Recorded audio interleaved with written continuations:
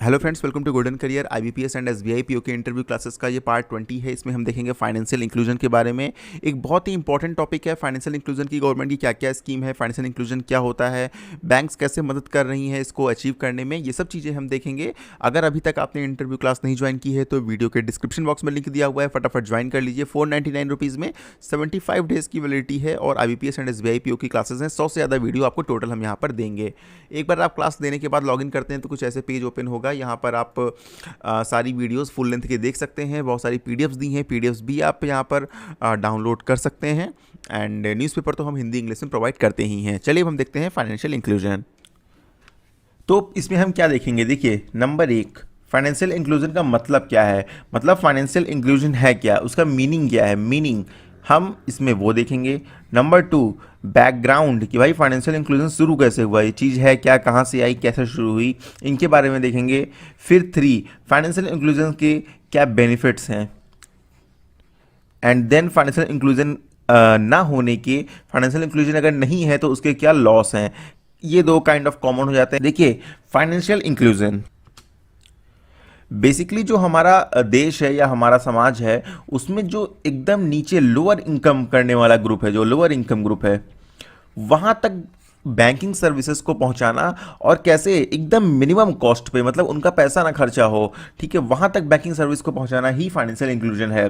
समाज के निम्न आय वर्गों और आम लोगों के लिए मतलब उचित दरों पर जो है, अफोर्डेबल प्राइस पर बैंकिंग सेवाओं को, इंश्योरेंस सेवाओं को उनके लिए उपलब्ध कराना, उनके लिए अवेलेबल कराना ही यहाँ पर फाइनेंशियल इंक्लूजन कहलाता है। अब अगर आप देखें तो इसमें आरआरबी का बहुत महत्व है। क्यों?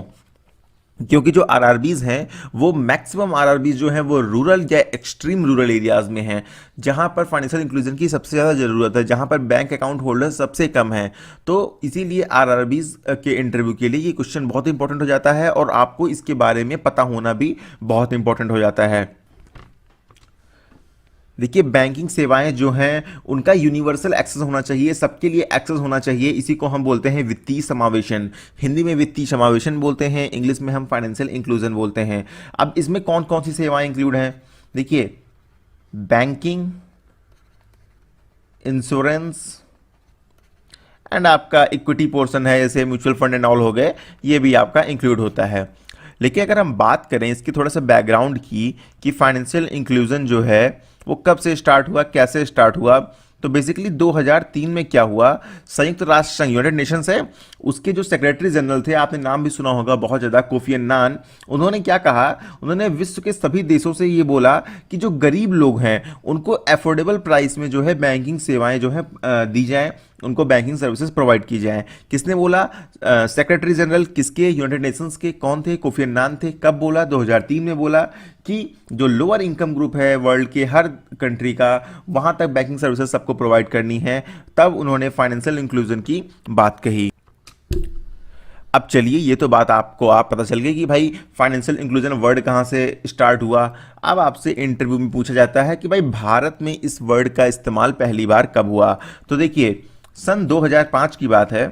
सन 2005 में रिजर्व बैंक ऑफ इंडिया के जो गवर्नर थे, आपने नाम सुना होगा, वीवी रेड्डी, ठीक है, वीवी रेड्डी, वाई वेणुगोपाल रेड्डी इनको बोलते थे। इन्होंने पहली बार फाइनेंशियल इंक्लूजन वर्ड का इस्तेमाल किया सन 2005 में। तो बेसिकली 2005 में इंडिया में पहली बार फाइनेंशियल इंक्लूजन वर्ड का इस्तेमाल हुआ। यहाँ आप ये समझ गए कि फाइनेंशियल इंक्लूजन क्या है, यहाँ आप ये भी समझ गए कि फाइनेंशियल इंक्लूजन का बैकग्राउंड क्या है, कहाँ से इस्तेमाल इसका स्टार्ट हुआ। अब बात आती है बेनिफिट्स की, कि भाई फाइनेंशियल इंक्लूजन के बेनिफिट्स क्या क्या हैं। देखिए पहला बेनिफिट ये है कि जो आम जनता है, जो गरीब वर्ग है, वो बैंकों में अपना पैसा जमा रखेगा तो उसका पैसा नंबर वन सेफ रहेगा। भाई लोग 100-100 200 रुपए जोड़ के देखा होगा, गरीब लोग घर ही पे रखा करते हैं, बक्से में पैसे अपने रख रहे हैं, तो वो डेफिनेटली सेफ नहीं है, चोरी कर सकते हैं, घर में भी चोरी हो जाती है, घर के लोग ही ले लेते हैं पैसा, और बाहर के लोग तो जो चोर होते हैं वो तो चोरी किसी न किसी घर में कभी ना कभी हो ही जाती है। ठीक है, तो बैंकों के पास जो है पैसा उनका सेफ है। लेकिन इसी का एक पार्ट और है कि बैंक के पास ज़्यादा पैसा पहुंचेगा, और जब ज़्यादा पैसा पहुंचेगा तो बैंक क्या करेगी, देखिए बैंक के पास जब ज़्यादा पैसा आएगा तो बैंक ज़्यादा लोन दे पाएगी। ज़्यादा बैंक लोन दे पाएगी तो जो और गरीब लोग हैं जिनको पैसे की ज़रूरत है उन तक पैसे पहुंच पाएंगे, और देश का जो इकोनॉमिक डेवलपमेंट है वो बहुत अच्छे से हो पाएगा।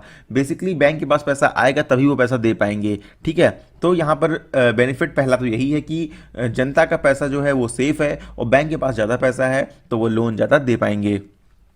नंबर दो, बैंक्स जो है वो सस्ते दाम पे, सस्ते लेस इंटरेस्ट रेट पे जो है लोन दे पाएंगे, जिससे गरीब लोगों के शोषण में कमी आएगी। कैसे? देखिए, अभी गांव के गरीब लोग क्या करते हैं, अगर बैंकिंग सर्विस नहीं है तो वो गांव का जो साहूकार होता है, ठीक है, वहां से पैसे लेते हैं जाके, और वहां इंटरेस्ट रेट चलता है मनमानी, 3% 4% पर मंथ का चलता है। वही वो बैंक से अगर लोन लेंगे तो 7% से 10% पर एनम के हिसाब से मिल जाएगा उनको, तो उनको लेस रेट पे जो है पैसा मिल जाएगा। और वहाँ देखेंगे गांव में तो उनको 36% 37% पर एनम की हिसाब से पैसा मिलता है। अब हम बात करते हैं पॉइंट नंबर 3।